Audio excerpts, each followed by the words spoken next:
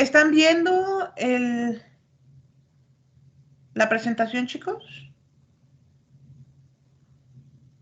Sí, maestra. ¿Sí? Ok. Tema de hoy, chicos. Casos paradigmáticos de violencia política y de violación a los derechos humanos. ¿Por qué agregamos el asunto de la violencia política? Porque a pesar de que, como decíamos hace rato, es cuestión de voltear a cualquier lado, en nuestro trabajo, en nuestra familia, en nuestra sociedad, en nuestra colonia, en nuestro fraccionamiento. Volteemos y donde observemos hay posiblemente una violación a los derechos humanos. Hoy, chicos, la violación a los derechos humanos está haciendo en la estructura de poder. Y en la estructura de poder, específicamente, están cerrando filas para no permitir a las mujeres, esto es algo sin tintes feministas, jóvenes, pero es algo obvio. Es, cuando decimos que no podemos irnos a los extremos, nunca jamás podemos negar que la mujer históricamente ha sido uno de los blancos de discriminación, de violación a los derechos humanos o incluso de violencia política. Bueno, hoy lo que nos distingue, chicos, es que tenemos muchos casos de violencia política en contra de la mujer. Por eso es necesario que en estos casos paradigmáticos incluyamos el de la violencia política por razón de género. Específicamente, hoy vemos el de la mujer. ¿Que hay violencia política en contra de los hombres? Sí. Sí, chicos. Sí, chicas. Pero hoy tenemos que hablar específicamente del de la mujer porque a la mujer históricamente no se le ha permitido entrar al escenario político. ¿Cuántas mujeres presidentas conocemos en México o en el mundo? Pocas. En México ninguna. Presidenta de la República. Gobernadoras pocas, muy, muy pocas, chicos. Diputadas, senadoras, bueno, ahí vamos. Alcaldesas, ahí vamos. Pero ha habido un camino en donde muchas de ellas, para llegar a esos puntos, incluso al Congreso y al Senado, han sido víctimas de violencia política por el simple hecho de que, ¿cómo una mujer nos va a gobernar? Y se los han dicho. Bueno, cuando hablamos de casos paradigmáticos, ¿qué queremos decir? Chicos, ¿qué significa un paradigma? ¿Alguien tiene alguna idea? La forma en que alguien ve algo, maestra, la perspectiva. ¿Sí? ¿Alguien más?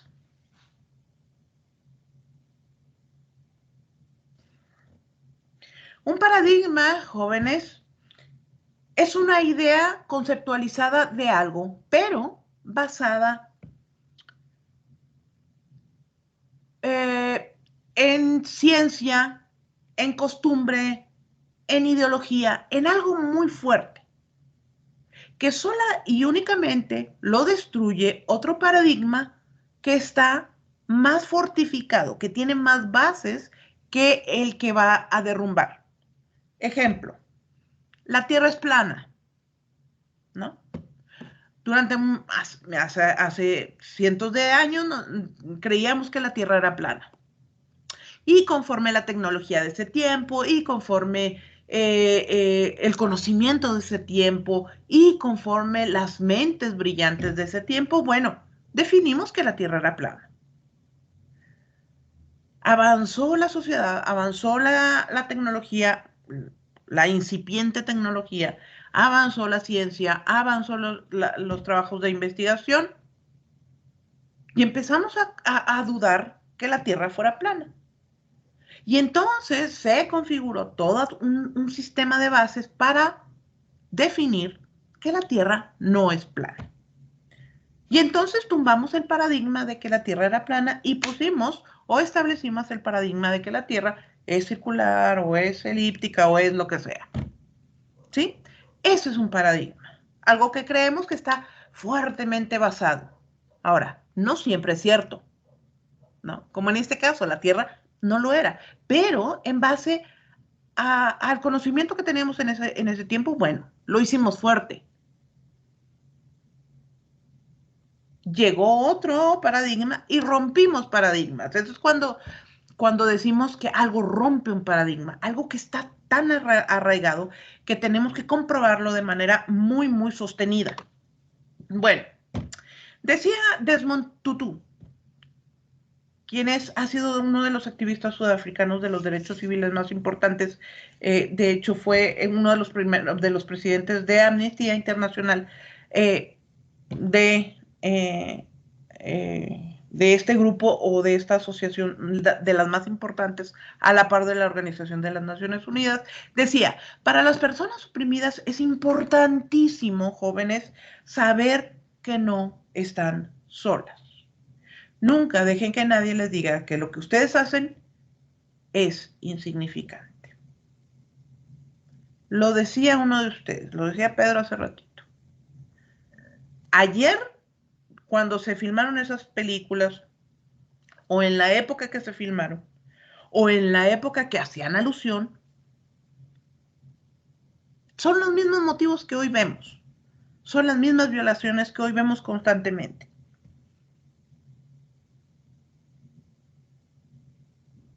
¿Cómo hemos avanzado en este camino? Bueno, hoy hablamos de derechos humanos. Por lo menos hoy estamos hablando de ellos.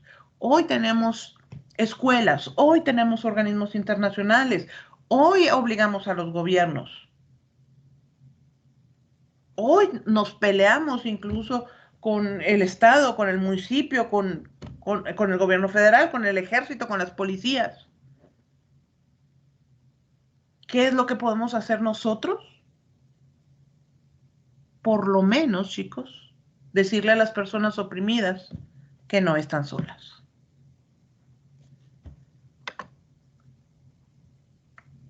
Violencia política. ¿Qué es la violencia política en razón de género? Vamos a ver muchos videos. Por favor, si no escuchan o no ven uno, esta clase es muy gráfica y va a ser poca la explicación. Van a ser muchos videos, va a ser poca la explicación. Así que les pido, si no escuchan el video o no lo ven, me lo dicen.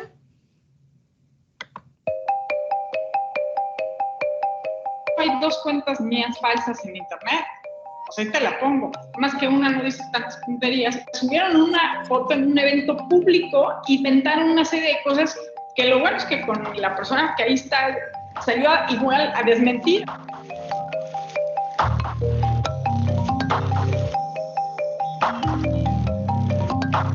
El primero de abril, o sea, en la madrugada, suena mi teléfono a las 3:46 de la madrugada y lo reviso. Me quedé impactada. Era un mensaje de perfil un sicario y me menciona a mi hija: eres una puta, eres una perra, vete del municipio.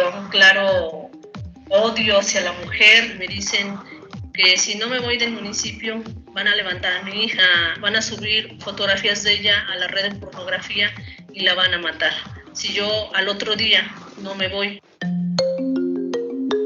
Las acciones u omisiones que se dirigen en contra de una mujer por el simple hecho de ser mujer, que tienen en ella un impacto desproporcionado y tienen por objeto resultado menoscabar sus derechos políticos o electorales. Le genera un mucho mayor perjuicio a una mujer que a un hombre un escándalo sexual, tanto en su entorno familiar, en su vida privada, en sus relaciones más cercanas.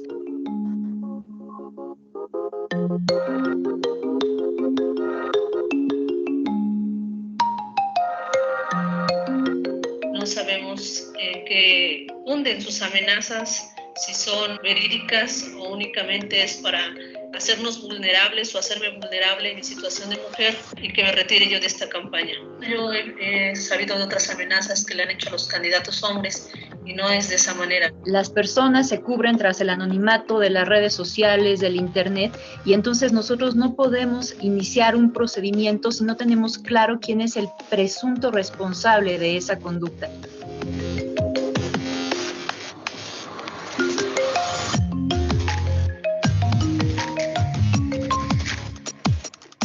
se hicieron perifoneos ahí en la presidencia municipal, en donde se decía que si no le daba vergüenza al pueblo ser gobernado por una mujer. Pensemos al revés, ¿no? Jamás nos podemos imaginar que alguien dijera, no les da vergüenza que los gobierne un hombre, ¿a poco ya no hay mujeres en el pueblo? Entonces, cuando hacemos esos ejercicios de inversión, queda muy claro en qué casos estamos hablando de violencia política contra las mujeres.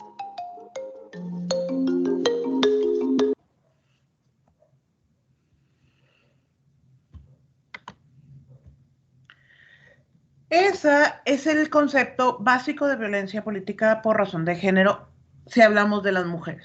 Cuando la violencia va encaminada a características esenciales de la mujer, es decir, a sus hijas. ¿Ustedes han escuchado alguna vez que amenacen a algún político con, no sé, con su hija, con su hijo?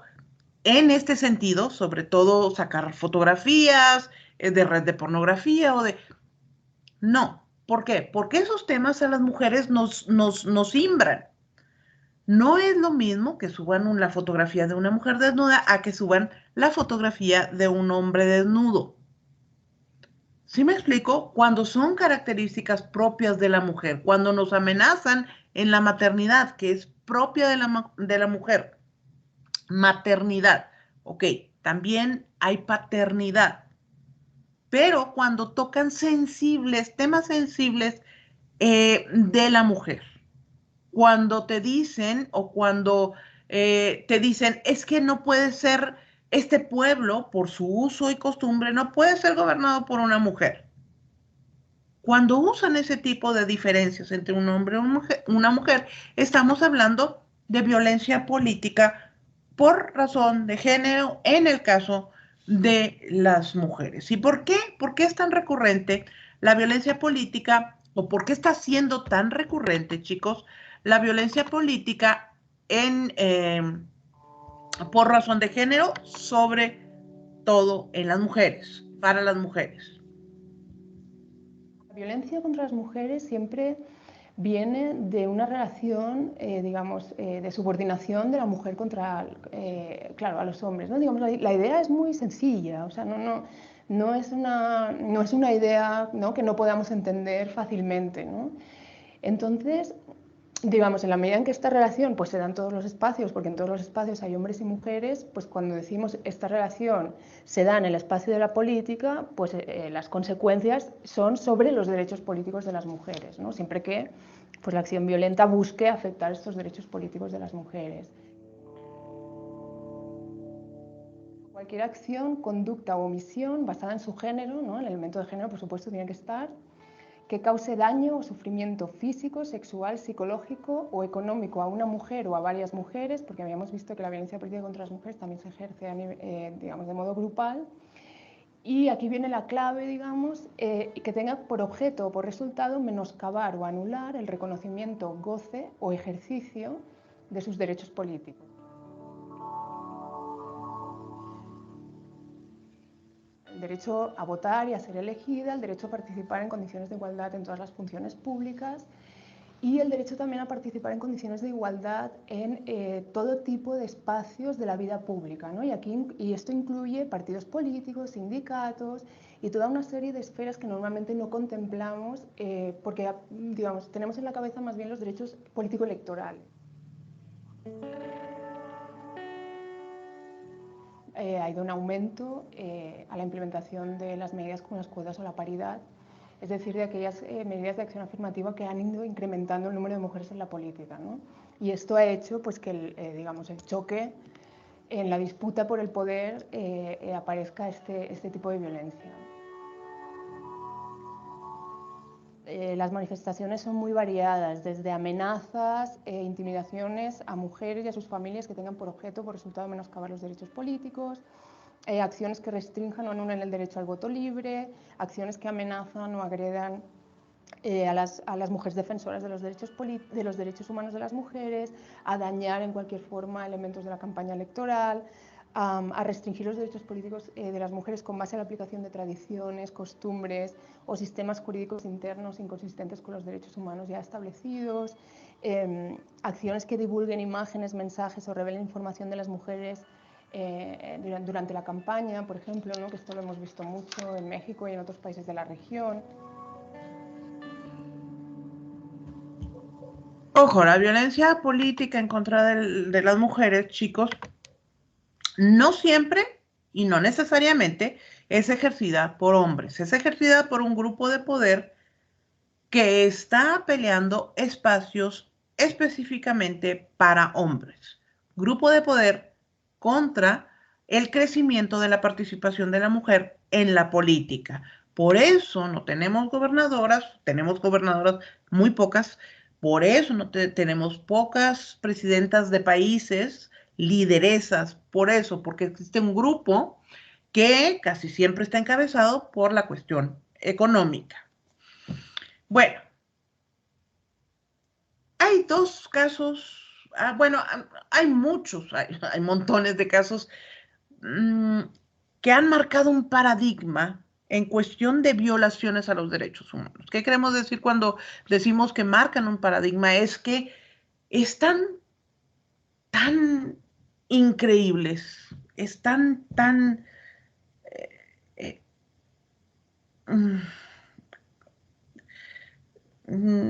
¿cómo les explico? Están tan estúpidamente mal investigados, tan violentados, tan manoseados, tan públicos muchos de ellos, que la resolución de ellos solamente, o el cambio de paradigma solamente va a venir con una estructura igual de fuerte y poderosa como la que se creó para ponerlo como un caso paradigmático de violación a los derechos humanos. Uno de ellos, el más importante, es Ayotzinapa.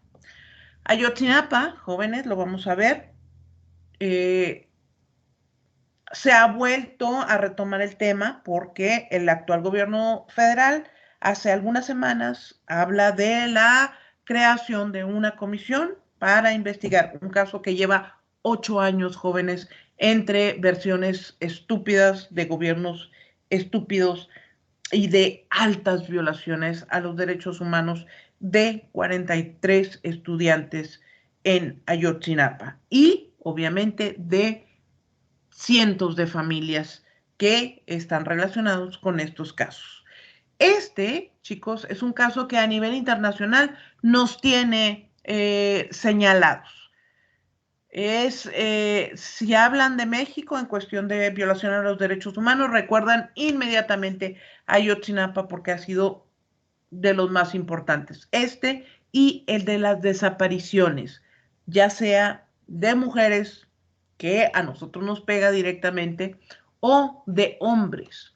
Tenemos una cifra enorme de personas desaparecidas. Chicos, entre ellas hay que darle un tratamiento especial a las desaparecidas, que nosotros pusimos el tema a nivel internacional. Estuvo hasta J-Lo aquí grabando películas, ¿no? Hollywood, retomando el tema de las desaparecidas de Juárez o de las muertas de Juárez. Bueno, vamos a ver este caso de Ayotzinapa, que les digo, hasta hoy por hoy, uno de los más importantes.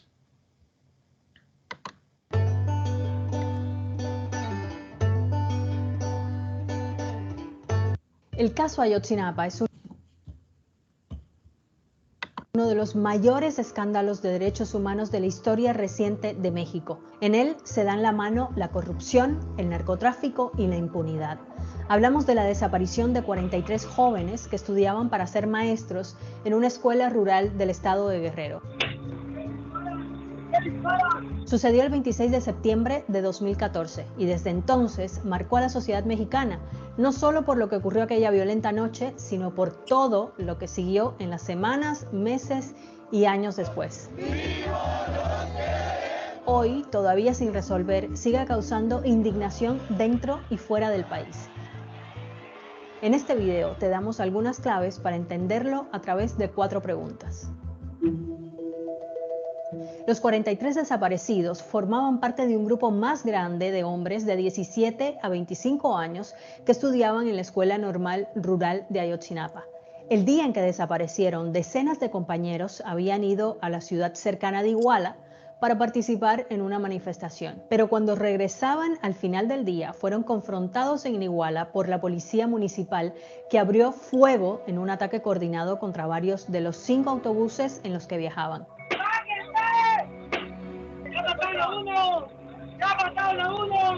En el tiroteo murieron 2 estudiantes y un tercero apareció muerto al día siguiente cerca de la escena del crimen con signos de tortura.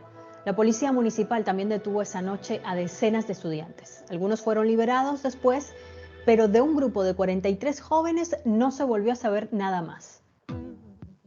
Pero 3 meses después de la desaparición de los estudiantes, el entonces Procurador General de la República presentó los detalles de la primera investigación oficial, diciendo: esta es la verdad histórica de los hechos basada en las pruebas aportadas por la ciencia, como se muestra en el expediente. Por eso, esta primera versión oficial de lo ocurrido se conoce en México como la verdad histórica. ¿Y qué decía? Pues que fueron policías corruptos quienes arrestaron a los 43 estudiantes en Iguala y después los entregaron a una banda local de narcotráfico conocida como Guerreros Unidos, y que fueron estos criminales quienes asesinaron a los estudiantes y los incineraron después en un basurero del municipio de Cocula, cerca de Iguala. Después arrojaron los restos de huesos y cenizas en bolsas de basura al río San Juan, cerca del vertedero. En una de esas bolsas, las autoridades dijeron haber encontrado los restos de 2 estudiantes identificados como Alexander Mora Venancio y Joshivani Guerrero de la Cruz. Pero esta versión oficial causó mucha polémica en el país y fue rechazada por los familiares de las víctimas, que pensaban que con ella el gobierno quería darle un carpetazo al caso. De hecho, fue desestimada después, nada menos que por 3 investigaciones independientes distintas. Primero, por un grupo de expertos independientes, nombrado por la Comisión Interamericana de Derechos Humanos para asistir a México. Segundo, por el equipo argentino de antropología forense, que dijo que no había evidencias biológicas ni físicas de que los cuerpos de los 43 estudiantes hubieran sido quemados en el vertedero. Y tercero, por un informe de la ONU de 2018 que concluyó que durante la investigación oficial se torturó al menos a 33 personas para extraer información o confesiones. Y sobre estos testimonios se basó lo que el gobierno presentó como la verdad histórica. Este informe de la ONU, llamado Doble Injusticia, asegura que la investigación oficial del caso Ayotzinapa no solo fue inadecuada, sino que además hubo encubrimiento. En respuesta, el gobierno del entonces presidente Enrique Peña Nieto dijo en un comunicado que el informe de la ONU no aporta elementos nuevos que permitan avanzar en la investigación del caso. Y entonces, ¿qué pasó con los 43 desaparecidos? Pues ese es uno de los puntos más inverosímiles de este caso, que después de 6 años todavía no se sabe. Eso a pesar de que se detuvo a más de 140 personas, entre ellas policías, miembros del cartel Guerreros Unidos y funcionarios, incluido el alcalde de Cocula. El caso de Ayotzinapa marcó la gestión de Enrique Peña Nieto, que gobernó México con el PRI entre 2012 y 2018. Peña Nieto prometió que habría justicia para los desaparecidos, pero a pocos días del fin de su mandato, 4 años después de los hechos, no había ningún sentenciado por la desaparición de los 43 estudiantes. También se negó a crear una comisión de investigación para la verdad y la justicia, como pidió un tribunal estatal para corregir las deficiencias de la investigación original. Por otro lado, llegar al fondo de la verdad sobre lo ocurrido en Iguala fue precisamente uno de los mensajes clave de la campaña con la que el actual presidente mexicano, Andrés Manuel López Obrador, ganó las elecciones en 2018. Y así, en 2019, se nombró a un fiscal especial para atender el caso. Volvieron a México los expertos independientes y se abrió una segunda investigación pública. Y un año después, en 2020, el caso de Ayotzinapa dio un giro de 180 grados. Como lo señaló el fiscal general de la República, el doctor Alejandro Gertz Manero, la verdad histórica se acabó. También ordenó la captura de 46 exfuncionarios, incluido el jefe de la investigación pública inicial, Tomás Herón, considerado el arquitecto de la verdad histórica, que huyó del país. Entre tanto, la nueva investigación anunció en julio de 2020 que identificó en Cocula los restos de otro de los 43 estudiantes desaparecidos, Cristian Alfonso Rodríguez Telumbre. Los restos fueron analizados por un laboratorio de genética de la Universidad de Medicina de Innsbruck, en Austria, y corroborados por el equipo argentino de antropología forense. Pero no estaban en el basurero que mencionaba La Verdad Histórica, sino en una barranca a unos 800 metros de distancia, en un terreno comunal del municipio de Cocula. ¿Cómo llegaron hasta allí? ¿Dónde están los demás estudiantes? Son preguntas que siguen sin respuesta. Organizaciones civiles y familiares de los estudiantes creen que en la desaparición de los jóvenes, además de la policía local, participaron elementos de la Policía Federal y del Ejército asignados a Iguala. Pero las investigaciones iniciales no exploraron esa posibilidad. Por eso las familias de las víctimas insisten en que hay un pacto de impunidad que dicen que se creó para proteger a las autoridades federales. Lo cierto es que el caso de Ayotzinapa puso a prueba la voluntad y capacidad de las autoridades mexicanas para lidiar con las violaciones graves de derechos humanos que ocurren en el país, donde a principios de 2020 había oficialmente más de 61,000 personas desaparecidas.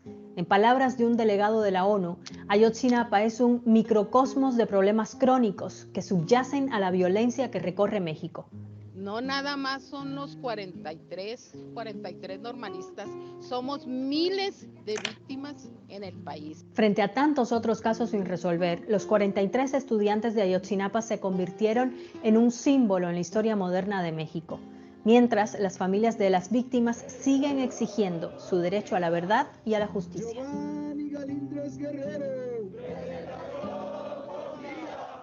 Y para terminar te quería contar que Ayotzinapa es una palabra náhuatl que significa el lugar de las tortugas y es de hecho el nombre de la hacienda en la cual construyeron la escuela a la que asistían los jóvenes desaparecidos.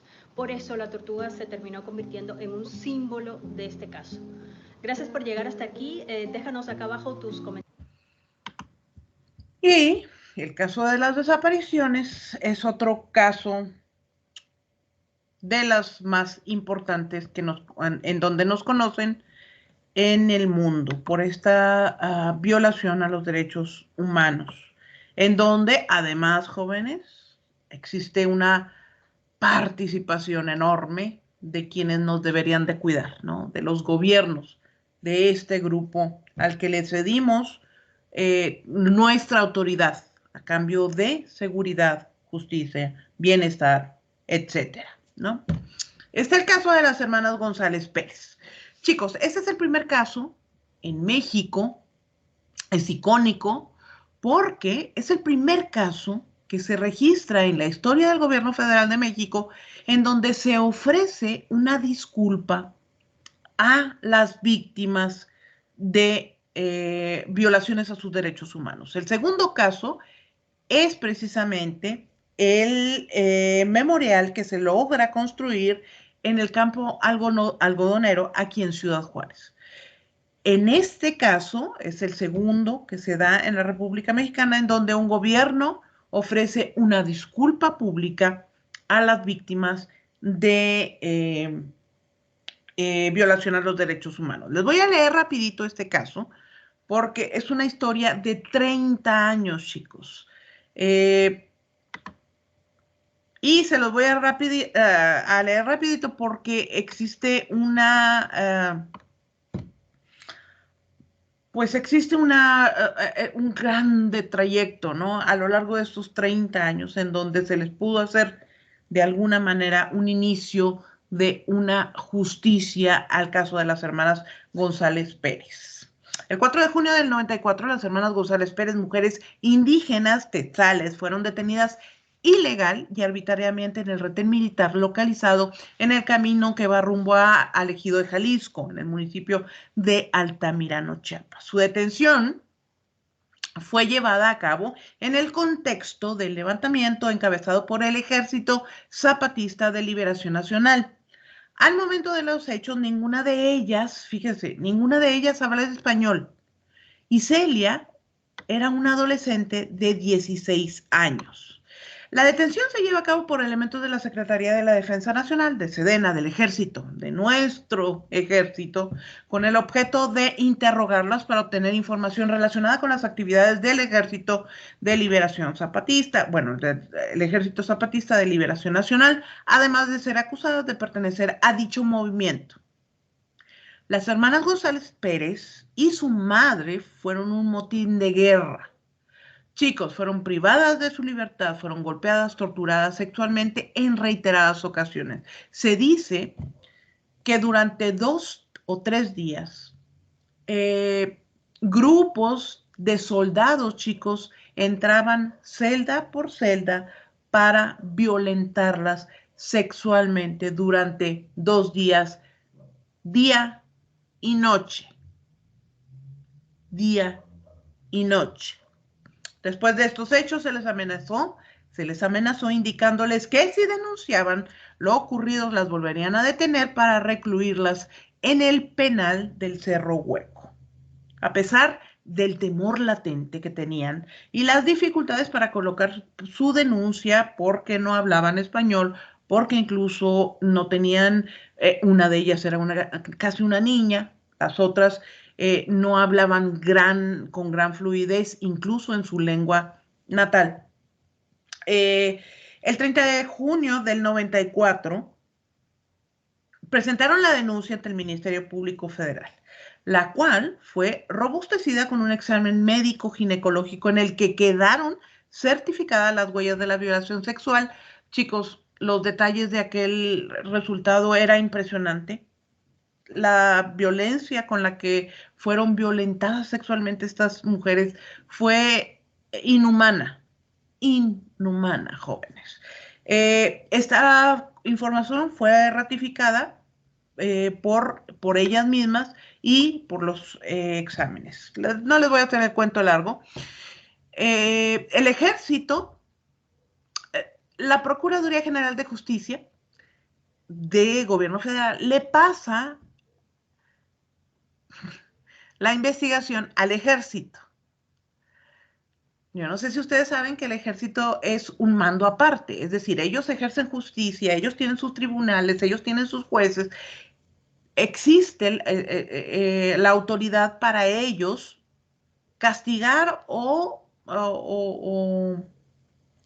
liberar alguna acusación.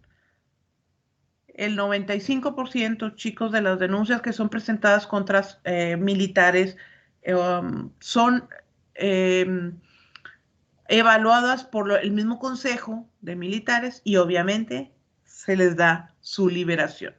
Lo mismo pasó en este caso. Dijeron que los argumentos no eran válidos y los ignoraron. Chicos, estas mujeres no se dejaron. Fueron a la Comisión Estatal de los Derechos Humanos, no les hicieron caso. Fueron a la Comisión Nacional de los Derechos Humanos, no les hicieron caso. Fueron a la Comisión, hasta que fueron a la Comisión Interamericana de los Derechos Humanos, cuando ésta toma el caso. En este transcurso pasan 25 años. Pero además, en estos 25 años, como el Ejército sabía que había una investigación y una presión internacional por este caso, las mujeres tuvieron que dejar su residencia, tuvieron que dejar su poblado, tuvieron que esconderse durante 18 años, jóvenes. De ser ellas las víctimas, imagínense ustedes las secuelas que tienen. Tener que huir, tener que salir de su territorio, de sus familias, por esta valentía de que se hiciera justicia. A los casi 30 años, jóvenes, la Organización de las Naciones Unidas hace que el gobierno mexicano, por primera vez en toda su historia, pida una disculpa pública en Ocosingo o Chiapas. Es el primer caso que se registra. Por eso es uno de los casos más importantes que tenemos en donde en un trabajo de tantos años por fin hay una disculpa pública, pero también hay un resarcimiento del daño que se ha hecho a lo largo de este tiempo. Ahí les dejo el video, lo podríamos ver, pero realmente es toda la ceremonia en donde pues lamentablemente no fue el presidente de la República en ese tiempo, pero mandó algún representante, que también es una posibilidad, pero es el primer caso que se registra. Hay más, hay montones, chicos, de casos importantes de violaciones a los derechos humanos en México. Montones. De estos son de los más... México vive una grave crisis que atenta contra los derechos humanos, la igualdad y la justicia. Muchas son las tragedias ocurridas en el territorio mexicano que, arropadas por la impunidad y la corrupción, no han logrado esclarecerse ni llevan a todos los responsables ante los jueces. Por el contrario, México es visto hoy como uno de los campeones a nivel mundial en el quebranto a las leyes y el ataque a los derechos humanos. En este video te mostramos 6 casos que conmocionaron a la nación y al mundo y que permanecen impunes. San Fernando, Tamaulipas. 72 cadáveres fueron encontrados en el ejido de El Huizachal, del municipio de San Fernando, en Tamaulipas. Todos eran migrantes que provenían de Centro y Sudamérica y utilizaban el país como tránsito para llegar a Estados Unidos. Secuestrados primero, fueron ejecutados a balazos e incluso algunos cuerpos presentaban tiro de gracia. Se presume que los autores de esa masacre fueron integrantes de los Zetas. Allende, Coahuila. En marzo de 2011, un grupo de sicarios del cártel de los Zetas, con ayuda de la policía municipal, entraron a Allende, Coahuila, para vengarse de 3 supuestos traidores. En el registro oficial se habla de 26 muertos, pero grupos civiles afirman que los desaparecidos suman 300 personas. Se sabe ahora que se deshicieron de los cuerpos calcinándolos y derritiéndolos en ácido. Tlatlaya, Estado de México.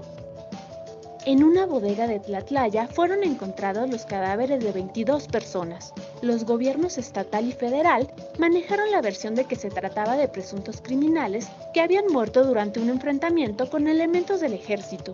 Hoy se sabe, de acuerdo con informes de la CNDH, que militares ejecutaron a 15 de estas 22 personas. Ayotzinapa, Iguala, Guerrero. El 26 de septiembre de 2014, estudiantes de la Escuela Normal Isidro Burgos tomaron camiones para dirigirse a la Ciudad de México y participar en la marcha del 2 de octubre. Esto provocó enfrentamientos violentos con la policía de Iguala. La mañana del 27 de septiembre, el cuerpo del normalista Julio César Mondragón fue encontrado con el rostro desollado, mientras que 43 fueron secuestrados por policías y posteriormente los desaparecieron. El entonces procurador Jesús Murillo Caram informó que, de acuerdo con sus investigaciones, los estudiantes fueron incinerados en el basurero de Cocula. Esta versión fue desmentida por científicos y especialistas. Mientras los padres de los 43 normalistas y la sociedad en general sigue reclamando justicia. Tanguato, Michoacán. El gobierno federal ordenó un operativo con cientos de policías federales en el rancho El Sol, situado en el municipio de Tanguato, Michoacán, en donde se sospechaba se ejercían actividades ligadas al narcotráfico. El saldo, según las autoridades, fue de 42 presuntos delincuentes muertos que se dijo eran integrantes del cártel Jalisco Nueva Generación. Sin embargo, la Comisión Nacional de Derechos Humanos concluyó en un informe que la PF ejecutó arbitrariamente a 22 personas, manipuló la escena del crimen, sembró armas y cartuchos y torturó a detenidos. Nochixtlán, Oaxaca. Maestros de la Coordinadora Nacional de Trabajadores de la Educación y Ciudadanos de Nochixtlán realizaron en la zona bloqueos carreteros en protesta por la reforma educativa. La Policía Federal realizó un operativo para desbloquear la carretera que conecta a Oaxapan de León con la ciudad de Oaxaca. Esto desató un enfrentamiento en que la PF utilizó armas de fuego contra los maestros y ciudadanos que estaban desarmados, lo que dejó un saldo de al menos 8 muertos y 108 heridos.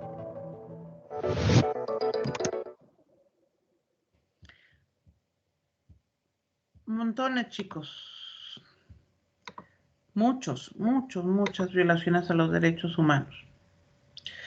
Pero México no solamente es el que tiene constante lucha por hacer respetar los derechos humanos. En todo el mundo, chicos, en todo el mundo hay violaciones.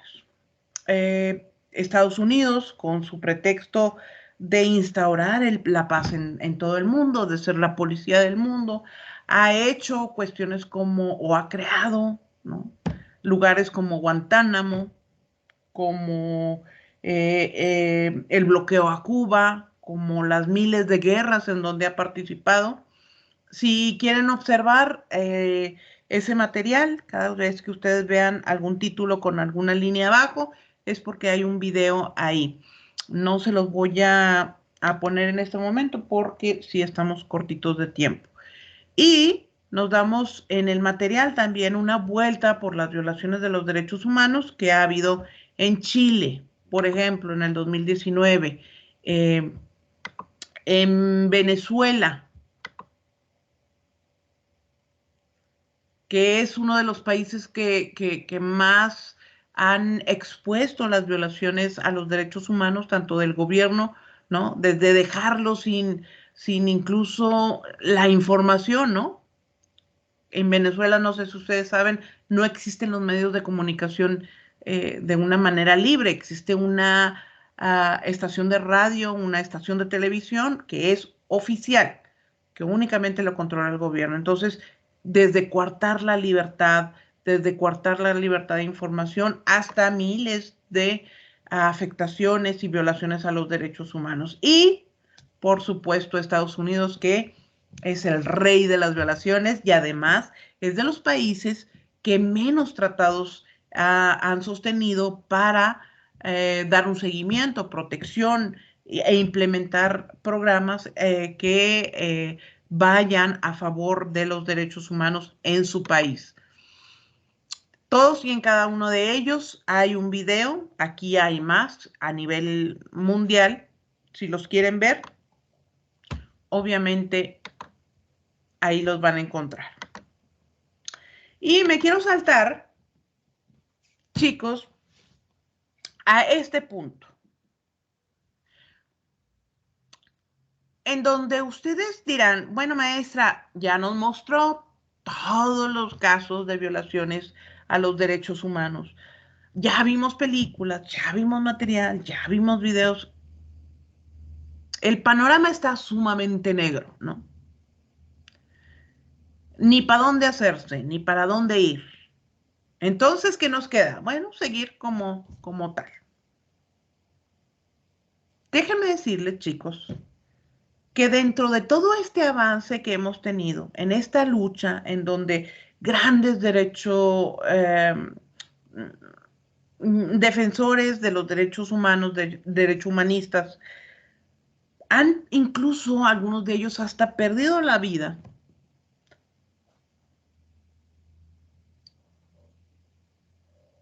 Ha habido avances, chicos.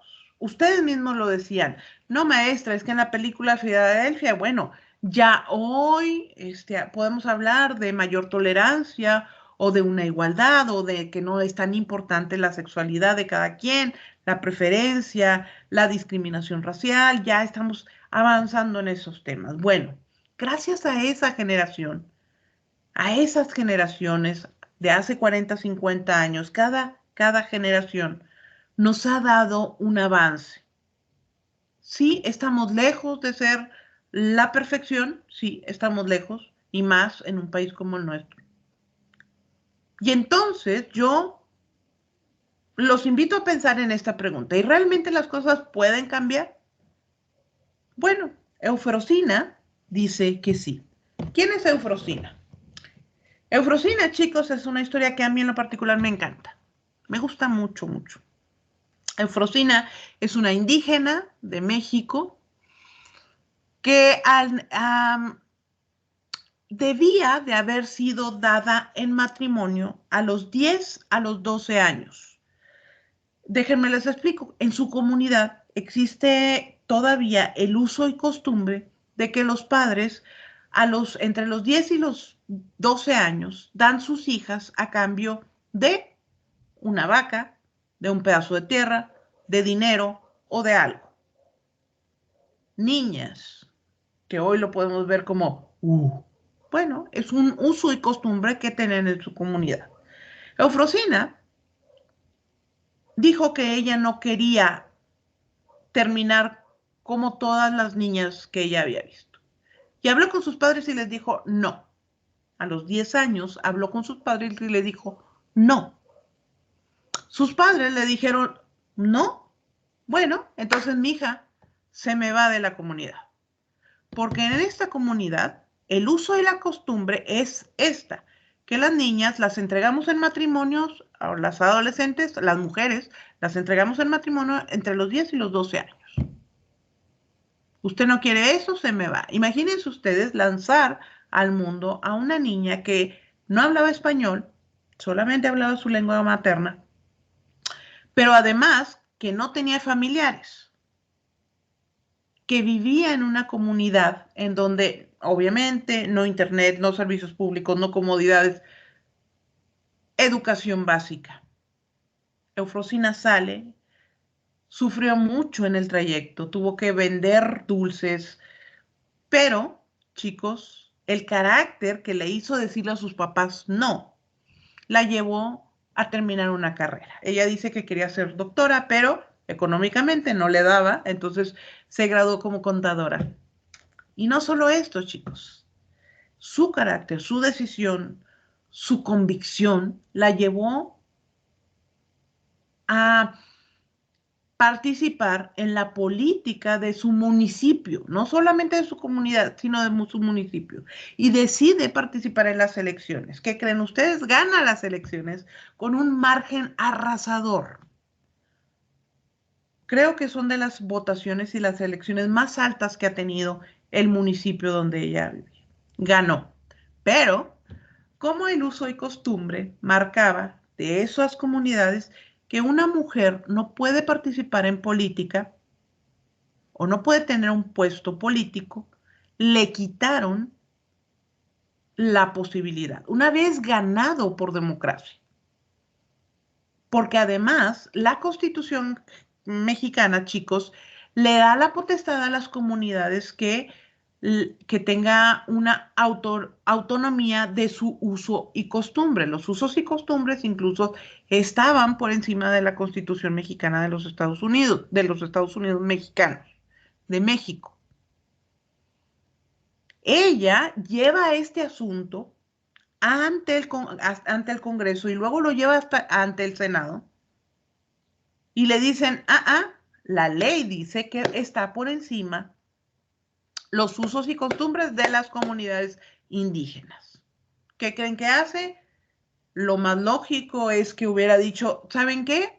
Ahí se ven, ya me voy, esto es muy complicado, no, todos contra mí, soy una víctima. Eufrosina se postula para ser diputada y presenta una enmienda a la Constitución mexicana de los Estados Unidos, mexicanos. ¿Saben ustedes lo complicado que es difícil, lo complicado que es modificar la Constitución? Bueno, Eufrosina lo hizo. En donde se le pueda dar esta modificación a los usos y costumbres de las comunidades indígenas para que las mujeres puedan postularse y ser votadas a cargos de elección pública. ¿Realmente las cosas pueden cambiar, chicos? Eufrosina dice que sí. Y yo le creo. Dwa serduszka, 4 oczy.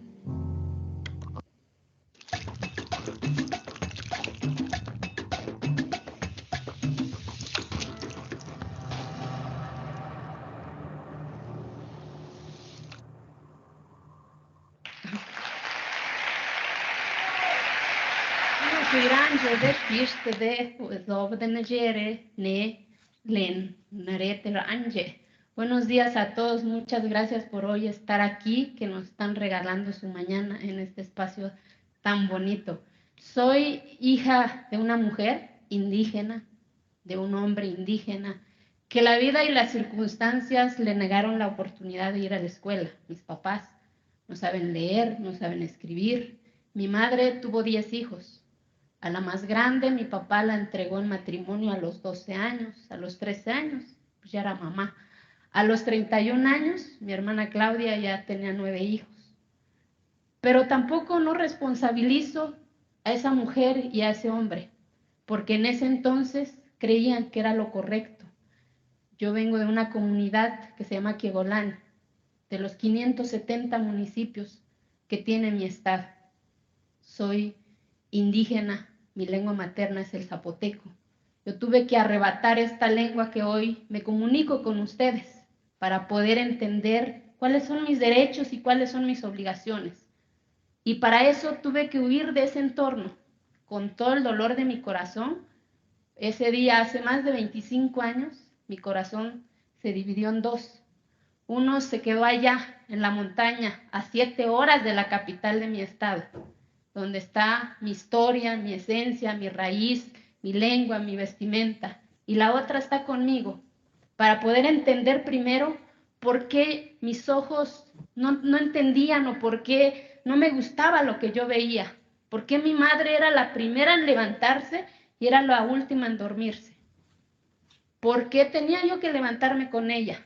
Tuve que aprender a hacer tortilla, a traer el leño en el burro, porque eso es lo que teníamos que hacer las mujeres.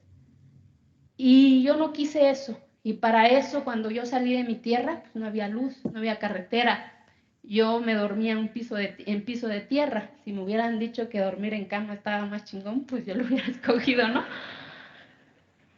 Pero para poder entender eso, pues tuve que arrebatar algo que yo creo que es la herramienta para poder transformar mucho de lo que nos duele, que es la educación. Tuve que arrebatar mi educación, porque la vida no me la regaló. Tuve que trabajar en la mañana y en la tarde, estudiar mi secundaria, mi bachillerato. Soy contadora pública. Y al paso del tiempo yo regresaba a mi entorno y mi mamá seguía levantándose a las 3 de la mañana. Hacer tortilla, la cal come, porque desde un día antes tienes que cocer el nixtamal, quebrajar el nixtamal, poner 3 tortillas en el comal, porque luego dicen que no somos mujeres, ¿no? Pero no responsabilizo ese entorno, responsabilizo a la circunstancia, que es la pobreza y la marginación. Y no la pobreza y la marginación de aquí, sino que de aquí, porque cuando una mente no está educada, tiene miedo a cuestionar, tiene miedo a exigir, pero sobre todo tiene miedo de decidir cómo quiere las cosas. Pero cuando una mente se educa, descubres qué es la libertad, descubres cuáles son tus derechos y tus obligaciones sin negar tus raíces. Siento orgullosa de ser indígena, de hablar mi lengua, de ir a mi pueblo a hacer la fiesta, pero eso no significa que sea menos. Eso no significa que mi comunidad o que los 16 millones de mexicanas y de mexicanos que habitan en este país, que son indígenas, no tengan derecho a educación, a salud. Pero entendí algo, que nadie iba a cambiar eso si yo no daba el primer paso, que es precisamente romper ese paradigma cultural que la propia sociedad a veces nos impone. Porque de repente decir indígena es como ver el museo andante, ¿no? Y no somos museos andantes, somos personas también capaces de opinar y de decidir por nosotros. Y cuando termino mi carrera, porque lo tuve que arrebatar, trabajando, vendiendo lo que fuera en la calle, y no me arrepiento. Gracias a eso descubrí mi libertad. Fui instructora comunitaria y de ahí quería yo ser doctora, pero pues no había cómo, ¿no? Y por eso terminé siendo contadora y por eso hoy sé que 1 más 1 es 2, derechos y obligaciones. Y cuando regresaba, yo no entendía que por qué las mujeres regresaban con las manos vacías, porque la respuesta era, eres mujer, primero consíguete un marido y después a ver si te toca. Si en la escuela me decían que había un artículo de la Constitución de mi país que decía que todos somos iguales, y resultaba que ahí no, que el uso y costumbre impedía ese derecho. Y vuelvo a repetir, no responsabilizo a esos hombres y a esas mujeres, porque la mayoría de ellos ni siquiera sabe qué es derechos humanos, ni siquiera sabe qué es obligación. Pero cuando entendí eso, empecé a ir a la cancha del pueblo a jugar, pues me convertí en la loca, ir a la misa, estaba yo loca. Pero asumí esa responsabilidad porque nadie la iba a hacer por mí, empezando por mí, de ahí por mi familia, de ahí por mi comunidad, por mi estado, para ser visible para este país también, que soy una persona también capaz de decidir por lo que yo quiero. Y de ahí quise ser presidenta de mi pueblo, pero pues ya sabrán, por el uso y costumbre me impidió ese derecho. Pero eso no fue lo grave. Lo grave fue las respuestas que me dieron las instancias gubernamentales, que era el uso y costumbre de mi comunidad, que era la autonomía de mi comunidad, que era un derecho consuetudinario, que no había una ley que me protegiera. En pleno siglo XXI, en 2007. No la respuesta que me dieron en mi pueblo, sino que la respuesta que me daban en las instancias de gobierno. Era lo que más me dolía. Y no porque quisiese ser presidenta, porque era la puerta para poder ser visible desde nuestra propia comunidad. Porque para partidos políticos sí votábamos, porque teníamos una credencial. Pero para lo más importante, que era ser visibles para nuestra familia, para nuestra comunidad, era el uso y costumbre.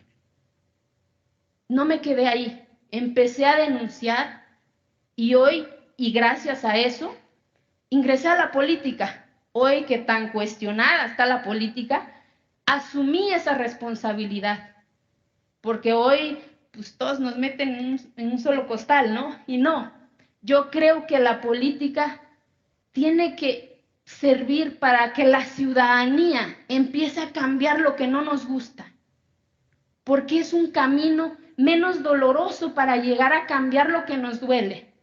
Y por eso ingresé a la política, para cambiar la respuesta que me dieron en su momento. ¿Y dónde estaba? Allá adentro, cambiar la constitución de mi estado, para que nunca más le dijeran a una mujer, no a mí, mal que bien ya soy contadora, o ya era contadora, sino que era para ellas, para esas mujeres invisibles, para esas mujeres que ni siquiera les preguntan si quieren tener 10, un hijo. No es malo tener 10, 5, 4 hijos, siempre y cuando nosotras y nosotros los decidamos. Era la puerta que yo encontré para que hoy en mi pueblo las mujeres puedan ejercer su derecho. Hoy en mi pueblo ya votan las mujeres. Hoy en mi pueblo ya hay 3 mujeres integrando el cabildo municipal. De los 570 municipios de mi estado, 417 se rigen bajo el sistema de usos y costumbres. De las 68 etnias que hay en este país, 16 están en mi estado. Y lo que yo estoy buscando es que nadie nos diga que por nuestra cultura no podamos acceder al desarrollo, no podamos opinar como queremos cambiar nuestras historias y nuestras cosas. No, sino que sea una herramienta que nos ayude a decir, este es México, esto es nuestro color, esto es nuestro sabor. Y eso lo adquirí con la educación. Y a través de la educación encontré la palabra libertad. Y hoy para mí la libertad es lo más sagrado. Y gracias a eso fui diputada federal y dije, no solamente en mi estado, también para esos 16 millones de mexicanas que habitan en este país, a nadie le digan que no tiene derecho. En 2014 logré una reforma a la Constitución de mi país para que nadie le dijera o le dé la respuesta que me dieron en su momento. Y no solo eso, en el mismo 2014 la ONU adopta esa reforma para que en todo el mundo en donde hay población indígena, los jefes de Estado estén obligados a cambiar esas prácticas en donde todavía se violenta el desarrollo de nuestras comunidades, porque pues, todo el mundo nos habla de democracia, y yo he dicho, la democracia lo considero como una paloma, una de mujer y una de hombre. Sin la otra ala no podemos llegar a esa democracia. Y más con el rostro indígena. Y hoy agradezco que está la persona más importante también conmigo, que es mi hijo, por otra razón que no voy a dejar, que no voy a dejarme, sino que voy a seguir, porque no basta que se haya logrado esta reforma. Ahora es pedir que se aplique, para que no nada más esté en una reforma, sino que sea de verdad, que de los 570 municipios, de los 417 mínimo haya 5 mujeres o 20 mujeres siendo presidentas municipales. Y vuelvo a repetir, lo importante no es votar y ser votadas, lo importante es que vamos a ser visibles para el resto de este México. Y Nigeria na que chinarane stén shus no rui inequiba salme eureza naco libre. Muchas gracias. Hoy entiendo la libertad como ese humo que corre por la ladera del cerro de mi pueblo. Muchas gracias.